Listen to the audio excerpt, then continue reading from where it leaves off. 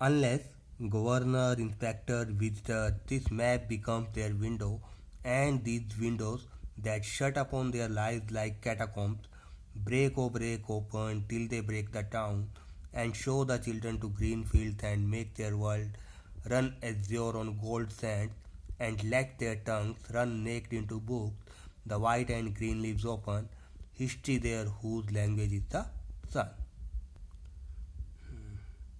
तो अब इस पैराग्राफ में पोएट उस स्कूल में आने वाले जो बड़े बड़े गवर्नर्स हैं, इंस्पेक्टर हैं और विजिटर्स हैं, अब वो उन सबसे क्या कहता है? वो कहता है कि आप सब इन बच्चों की लाइफ को सुधारने के लिए कोशिश कीजिए।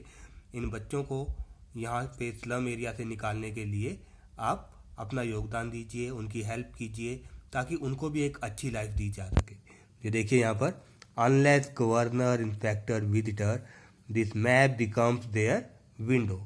तो कवि कहता है कि जो भी ये स्कूल में आने वाले जो ये स्कूल के गवर्नर्स हैं, इंस्पेक्टर हैं और जो ये विजिटर्स हैं, उनको चाहिए कि वो उन गरीब बच्चों की हेल्प करे, क्योंकि जो ये संसार के नक्शे हैं, क्योंकि जो ये मैप्स हैं, उनका इन गरीब बच्चों के लिए तब तक कोई मीनिंग नहीं है जब तक उनको इन गंदी बस्तियों से बाहर नहीं निकाला जाता है। संसार के ये नक्शे उनके लिए तब तक बेकार है जब तक वो उनकी ज़िंदगी को बदलने वाली खिड़की नहीं बन जाते। अब इन गरीब बच्चों की ज़िंदगी कैसी है? अब इन गरीब बच्चों की ज़िंदगी एक गली में ही सिमटी हुई है जहाँ वो पैदा होते हैं और पूरी लाइफ वहीं पे दबे कुचले रहते हैं और लास्ट में वहीं पे मर जाते हैं। उनके लिए कोई डेवलपमेंट नाम की चीज़ तो है ही नहीं है। तो पोइट कहता है कि जो भी ये लोग हैं उन्हें चाहिए कि वो इनको एक अच्छी लाइफ दे, बच्चों को, उन्हें यहाँ से बाहर निकाले। इन मैप्स का तब तक कोई मतलब नहीं है जब तक ये बच्चों को आगे बढ़ने वाली, यहाँ से निकालने वाली एक खिड़की ना बन जाए, क्योंकि इन बच्चों की जो ये खिड़कियाँ हैं, इनकी जो लाइफ की जो खिड़कियाँ हैं, वो तो इन गलियों रूपी कब्रों के अंदर ही समाप्त हो जाती है। आप देखिए पोइट क्या कहना चाहता है। कवि कहता है कि जो वर्ल्ड का जो मैप है इन गरीब बच्चों के लिए तब तक कोई मतलब नहीं रखता जब तक उन्हें उनकी इन गंदी बस्तियों से बाहर नहीं निकाला जाता है। संसार के सभी नक्शे उनके लिए बेकार हैं जब तक ये उनके लिए एक रियल विंडो नहीं बन जाते हैं, क्योंकि जो ये बेचारे गरीब बच्चे हैं, इनका जो जीवन है, उनका सारा जीवन कोहरे में ढकी इन गलियों में ही गुजर जाता है, जो एक प्रकार से कब्रों के तहखाने हैं।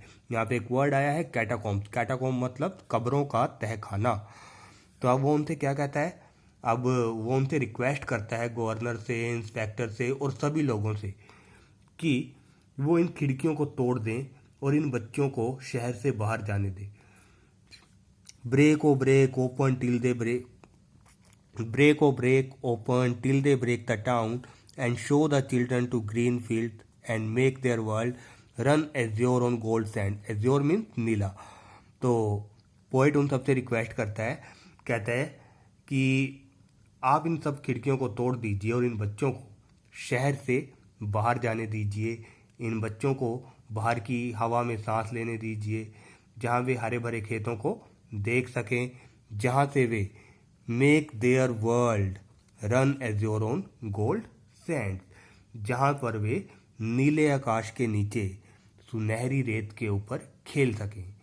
तो आगे वो क्या कहता है? And let their tongues run naked into books. तो आगे वो कहता है कि जब इनके जीवन में, जब इन बच्चों के ज़िंदगी में कोई चिंता नहीं रहेगी, कोई दुख नहीं रहेगा, तो वो पढ़ाई में भी आगे बढ़ेंगे। And let their tongues run naked into books. तो कवि कहता है कि उनकी जो जुबान है उसको बुकों का स्वाद लेने दो, यानी जब उनकी लाइफ में कोई प्रॉब्लम नहीं होगी तो वो तब मन लगाकर पढ़ेंगे। The white and green leaves open. तो कवि कहता है कि इन बच्चों की लाइफ में जो ये बुक्स हैं, उनके वाइट पेजेस और पेड़ों के हरे भरे जो पत्ते हैं, उनकी डेवलपमेंट में, उनके विकास में एक बहुत ही महत्वपूर्ण रोल निभा सकते हैं, बहुत ही महत्वपूर्ण भूमिका निभा सकते हैं। तो कहने का मतलब क्या है?